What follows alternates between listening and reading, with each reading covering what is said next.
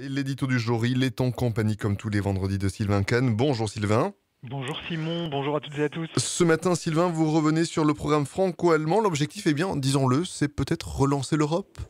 Mais oui, c'est tout à fait ça, hein. On se souvient que c'était il y a 15 jours maintenant que juste après son investiture pour un quatrième mandat de chancelière, Angela Merkel était venue à Paris pour remettre le couple franco-allemand au travail, dans le but, avait-elle dit de concert avec le président Macron, de faire passer le moteur européen à une vitesse supérieure. On en avait parlé vendredi dernier. Depuis, M&M, comme on les appelle maintenant, travaille.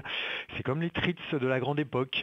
Un grand programme nous est promis pour l'été prochain. Alors quelles en seront vraisemblablement les grandes lignes? Eh bien Simon, je vous propose de les dévoiler en exclusivité pour les auditeurs de Radio Nantes. Dans son discours de la Sorbonne, on s'en souvient, c'était en septembre dernier, Emmanuel Macron avait mis en avant le concept disruptif de, je cite, souveraineté européenne pour avancer sur ce qu'on appelle les compétences régaliennes à l'échelle européenne, la monnaie, la défense, la police.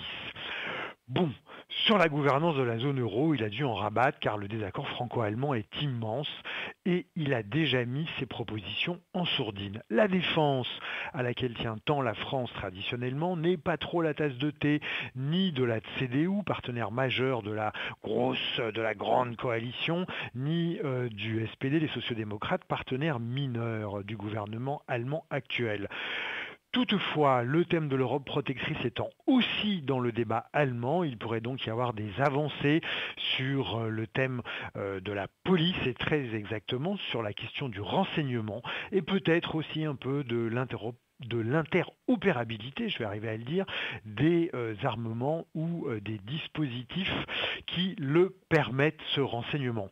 Mais ces avancées ne seront pas spectaculaires, elles ne seront pas de nature à frapper les opinions. Reste donc la souveraineté non régalienne dans la compétition mondiale qui fait rage. En dépit de leur positionnement bien différent, les deux plus grandes économies de la zone euro, France et Allemagne, pourraient réunir un consensus dynamique à 27, voire même à 28, sur la création d'une économie européenne forte dans un monde devenu de plus en plus concurrentiel. Voyons cela en détail. Pour des raisons différentes, France et Allemagne pourraient avoir intérêt à proposer de lancer un grand programme européen de soutien aux industries du futur et mettre l'accent à l'échelle européenne sur l'innovation technologique. L'intelligence artificielle, dont on a vu que la France en fait une priorité depuis hier, le moteur électrique, l'avion électrique, la transition énergétique, les biotechnologies et j'en passe. D'autant que les deux pays ont en commun un problème très sérieux avec leurs infrastructures de communication, notamment ferroviaires, on le voit en ce moment tant en France qu'en Allemagne, mais aussi numérique. Cet espace européen de croissance et de production pourrait donc voir le retour du social.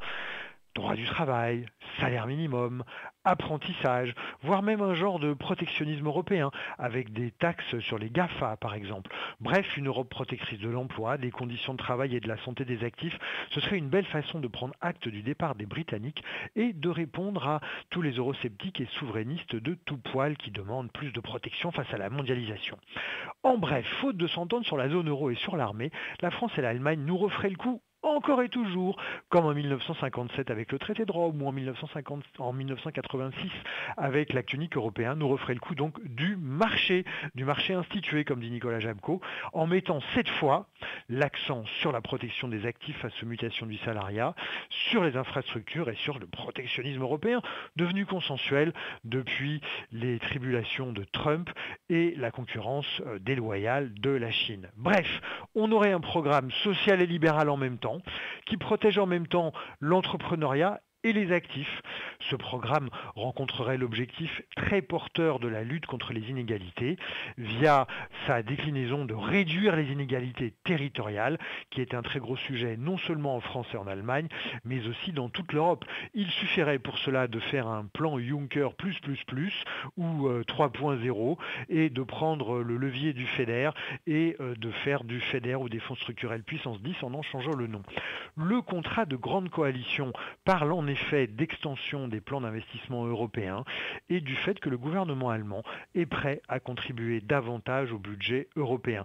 Si on enrobe tout ça d'un peu de lutte contre la démocratie illibérale pour continuer à dire que l'Europe, ce n'est pas seulement de l'économie et des intérêts, mais aussi des valeurs, on a, me semble-t-il, une belle corbeille pour le nouveau mariage franco-allemand qui va faire passer le moteur européen à la vitesse 3 ou à la vitesse 4 pour les années 2010 et 2020.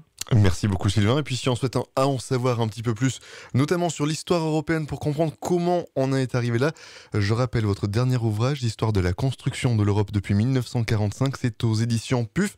On vous retrouve la semaine prochaine Sylvain ? Avec plaisir.